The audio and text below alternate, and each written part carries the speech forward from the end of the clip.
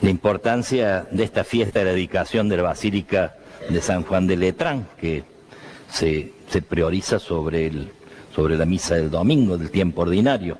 Si se acuerdan, todo este tiempo el cura viene vestido de verde, tiempo ordinario, hoy se considera una fiesta, por eso nos vestimos de blanco, ¿no? Pero esta fiesta tiene sus razones históricas y teológicas, porque esta Basílica de San Juan de Letrán fue donada y construida por el emperador romano Constantino después de su conversión al cristianismo, ¿eh? Y después fue consagrada en el 324 por el Papa Silvestre, y este es el punto, la sede de los papas hasta el año 1304. Por tanto, como Catedral de Roma, hoy es la Catedral de Roma. La Catedral de Roma no es San Pedro, contra todo lo que uno supone, ¿no? Sino que la Catedral del Obispo de Roma es San Juan de Letrán, no San Pedro. Por tanto, la Catedral de Roma, el San Pedro, en cambio es considerada, San Juan de Letrán es considerada cabeza y madre de todas las iglesias de Roma y del mundo, ¿no? Y San Pedro se considera la basílica, la iglesia de los mártires, ¿no? Así que hasta el día de hoy, cuando el Papa tiene su misa como obispo de Roma, su misa la dice, y hoy día ha sido así, hoy día ha dado su misa en San Juan de Letrán, ¿no? La liturgia de la misa de hoy no quiere solo recordar un edificio hecho de piedra, ¿no? Pues para nosotros decimos San Juan de Letrán, bueno, quizás algunos hemos tenido la gracia de poder conocer ese majestuoso templo, que significó también que la iglesia se hace pública, con Constantino termina el tiempo más de la persecución, con sus pros y sus contras. Por un lado la iglesia se hace pública, sale a la luz, con grandes templos. Por otro lado se pierde un poco la espiritualidad que tenía la iglesia. Las misas eran domésticas, en las casas, en algunos casos escondidas porque había tiempos de persecución, y entonces espiritualmente fue un tiempo muy rico, que justamente después, al hacerse público, al hacerse más fácil, diríamos así entre comillas, bajó el nivel espiritual de la iglesia, ¿eh? Como que, usa un verbo feo, se achanchó, decimos, ¿no? Se apoltronó un poquito. En los tiempos más fuertes de los primeros hasta los primeros siglos, ahí, 3, 4 siglos de tiempo de martirio, la iglesia realmente era una espiritualidad muy fuerte, ¿no? Así que tenía sus pros y sus contras. Por un lado salió a la luz, por otro lado, por eso mismo, al no haber persecución y poder vivir la vida de fe, digamos, sin tanta contradicción, pierde vigor espiritual, pierde la atención de quien se dispone incluso al martirio, ¿no? Por lo tanto, esto. Pero esta liturgia de hoy nos quiere recordar este edificio hecho de piedra, sino también la fiesta de aquella iglesia que somos nosotros. En efecto, iglesia no significa principalmente un edificio, sino que del griego y del latín eclesia, la palabra eclesia indica la asamblea de los que son llamados por el Señor. Iglesia significa, solo en un segundo sentido, el edificio en el que se encuentran y se reúnen. Pero en su esencia es la respuesta al Señor que llama y que nos constituye en familia, en comunidad, en asamblea, como estamos en este caso aquí, en esta hermosa capilla de Santa Teresita. He aquí entonces el sentido de la iglesia y del ser iglesia. Es el lugar del encuentro con Dios, es el lugar de la oración, de la acción de gracias, de la petición de perdón, de la acogida de la bendición del Señor, que se manifiesta en el pan de la palabra, que acabamos de escuchar, y en el pan de la vida, que es la Eucaristía, dentro de un ratito, ¿no? Como nosotros tiene en su corazón la memoria de esa iglesia, de ese templo que digamos así, que nos marcó en la vida, ¿no? Puede ser más de uno, ¿no? Pero normalmente uno al hacer memoria, y quizá para muchos sea este que hoy estamos, donde tenemos hoy la misa, pero cada uno tiene en su corazoncito ese lugar tan particular que es el templo, es la iglesia, quizá donde hemos crecido, donde nos llevaban nuestras mamás, nuestras abuelas, donde hemos mamado la fe, donde por primera vez escuchamos el Evangelio, donde hemos hecho la primera comunión, en fin, es como que hace bien hacer memoria de de esa basílica que cada uno de nosotros lleva en el corazón, que puede ser una hermosa iglesia grandota y vistosa, o quizá una capillita muy sencilla, en el campo o en un barrio, ¿no? La grandeza no está en la majestuosidad, sino en el amor que hay allá adentro. Y muchas veces las capillitas de campo de nuestro barrio sencillas son en algún aspecto más cálidas y más lindas, ¿no? Sin desmerecer las otras, ¿no? Por lo tanto, esto aclara el significado de las lecturas. O sea, la primera lectura desde el santuario dice allí: el Señor hará brotar un agua tan abundante que dará vida y frutos en abundancia y saneará incluso el desierto y el mar muerto, dice Ezequiel, ¿no? Ahí es interesante, como una especie de visita guiada en torno al templo, ¿no? Y dice que la imagen, el símbolo, ¿no? Salía agua por todos lados. El agua es símbolo de vida, es símbolo de la gracia, ¿no? Es como que del templo que es esta iglesia, del templo que es la comunidad, y el templo que es el corazón de cada uno de nosotros, corre un agua, un agua que es bendición, que es amor y que nos hace mucho bien, ¿no?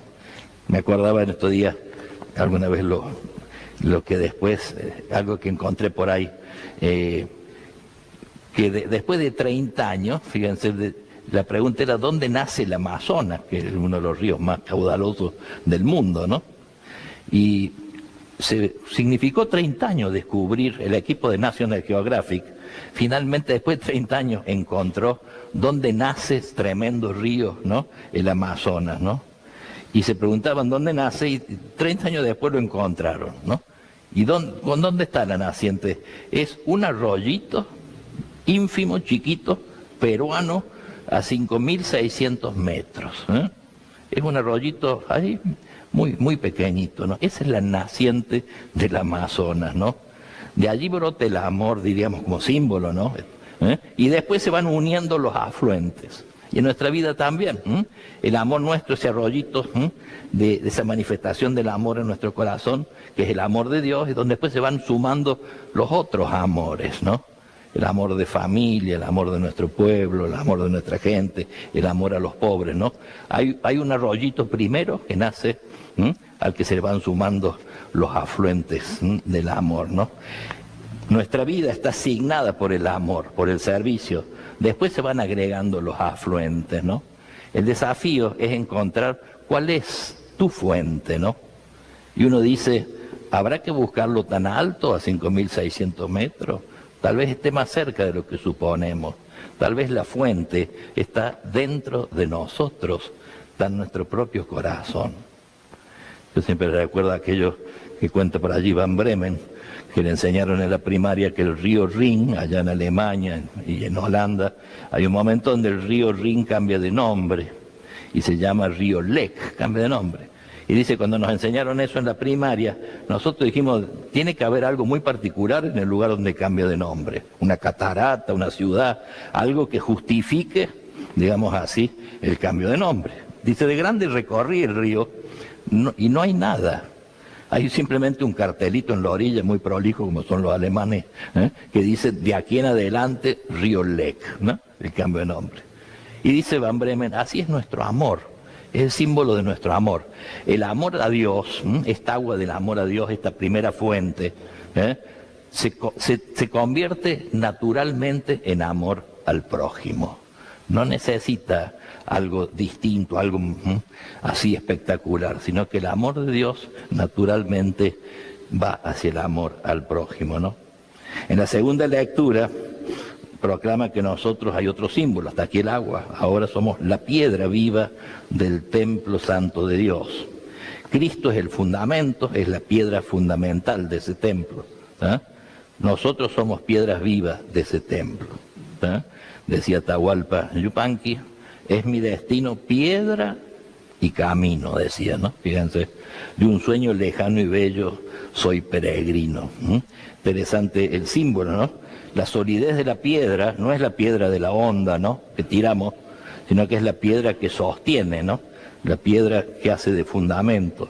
Y entonces un buen cristiano tiene que juntar estas dos cositas: la solidez de la piedra y la capacidad de asombro del camino, ¿no? Parece casi contradictorio, ¿no? Pero el camino, después de cada curvita tenés un escenario nuevo. Y en la vida nuestra también.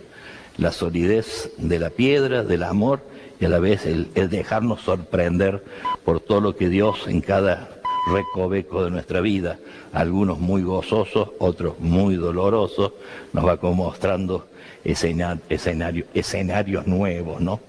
Y en este templo, donde somos piedra viva, cada uno tiene su lugar en ese templo. Y es importante saber aceptar dónde Dios nos ha puesto. Usando esta imagen, algunas piedras están en el cimiento, incluso no se la ve, pero están sosteniendo. ¿tá? Otras están más arriba y otras están muy vistosas. En un templo de golpe hay vitrales bellísimos, ¿no? Todos hacen el templo. Es tan importante ese vitral o esa imagen muy vistosa como esa piedra que está allá abajo y que ni siquiera la vemos y que está sosteniendo. ¿no? Así es la iglesia y así es lo nuestro, ¿no? Es como aceptar allí donde el Señor nos ha puesto y ser fieles. ¿no? Si la piedra de la base quisiera estar allá arriba, no pegaría, ¿no? Si el vitral quisiera irse abajo de la tierra, no tendría sentido. Cada uno en su sitio. El desafío es ir viendo por dónde el Señor nos quiere, digamos así, ¿no? Y el Evangelio nos pone en este señor que entra al templo y ve que le han ocupado el lugar que es para Dios, lleno de puestitos donde cambiaban monedas, donde vendían cosas, y entonces surge lo que algún autor llama la ira, la bronca blanca, una bronca blanca, una bronca pura, una bronca buena del Señor. Hizo un látigo de cuerda, con la cuerda no haría doler mucho y además no dice que les pegara a ninguno, ¿no? Quizás fue una especie de arrebato en el momento y les rajó todas las mesitas para afuera, ¿no? Y hay que pescar este símbolo. Ese templo es nuestro corazón. Y habrá que revisar en ese templo que es nuestro corazón, quién lo habita, ¿no? ¿Es casa de Dios mi corazón? O, usando una expresión muy dura que está allí, que no se vuelva cueva de ladrones, dice, ¿no? Que mi corazón sea casa de Dios, no cueva de ladrones. Y para eso la gracia es pedirle al Señor la fuerza para rajar para afuera de nuestro corazón los puestitos, llamémosle así, que le están quitando sitio a Dios, ¿no? El templo es para el Señor, ¿no? Mi corazón, el centro de mi corazón es para Él. Sería triste y puede pasar, y a veces nos pasa, que de golpe esos puestitos van avanzando, al final se constituyen lo material, lo humano, ni siquiera, no necesariamente malo, ¿no? A veces lo malo también. Se pone en el centro y de golpe Dios quedó, digamos así, en la vereda, ¿no? Y el templo quedó copado por cosas que no son de Dios. Así está a veces en nuestro corazón. Que cada uno se anime a decir, bueno, a ver, ¿qué hay en mi corazón que sería bueno rajar para afuera? ¿Qué hay en mi corazón? ¿Cuáles son estos puestitos que le están quitando sitio a Dios? ¿Cuáles son aquellas cosas mundanas que no nos ayudan, que le están, digamos, quitando el espacio a la misericordia de Dios, ¿no? Por lo tanto, pedirlo como gracia, digamos, ¿no? Finalmente decimos esto, ¿no? El templo somos cada uno de nosotros y particularmente el templo es y en esto me valgo de esta exhortación que acaba de sacar el Papa León, hermosa, sobre el amor hacia el pobre, ¿no? Y que dice allí, tomando el texto de San Juan Crisóstomo, que San Juan Crisóstomo en su homilía exhortaba a los fieles a reconocer a Cristo en los necesitados. Ese necesitado es el templo. ¿Querés honrar el cuerpo de Cristo? Dice San Juan Crisóstomo. No permitas que sea despreciado en sus miembros, es decir, en los pobres que no tienen que vestir, ni lo honres aquí en el templo con vestiduras de seda, mientras afuera lo abandonas al frío y la desnudez. En el templo, el cuerpo de Cristo no necesita mantos, sino almas puras. Pero en la persona de los pobres, Él necesita todo nuestro cuidado.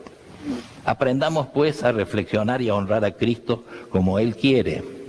Cuando queremos honrar a alguien, debemos prestarle el honor que Él prefiere y no el que me da a mí más gusto. Así también tú debes prestarle el honor que Él mismo ha ordenado, distribuyendo tus riquezas entre los pobres. Dios no necesita vasos de oro, sino almas de oro, afirmando con claridad meridiana que si los fieles no encuentran a Cristo en los pobres a su puerta, tampoco lo encontrarán en el templo y en el altar. ¿De qué serviría al fin y al cabo adornar la mesa de Cristo con vasos de oro si Él muere de hambre en la persona de los pobres? Primero da de comer al que tiene hambre y luego adorna la mesa del templo con lo que sobra. Palabra fuerte de San Crisóstomo, que ha retomado el Papa León XIV para reivindicar, para recordarnos que el templo más valioso que nosotros tenemos, dando gracias por todos los templos hermosos que gracias a Dios tenemos, pero el más valioso de todos es el corazón, nuestro corazón, el corazón de nuestros hermanos, y dentro de esos corazones los más sufridos, los más pobres. Pedimos esta gracia con mucha confianza. Se lo pedimos a la Virgen, se lo pedimos a Santa Teresita, patrona de esta capilla. Que así sea. Que así sea.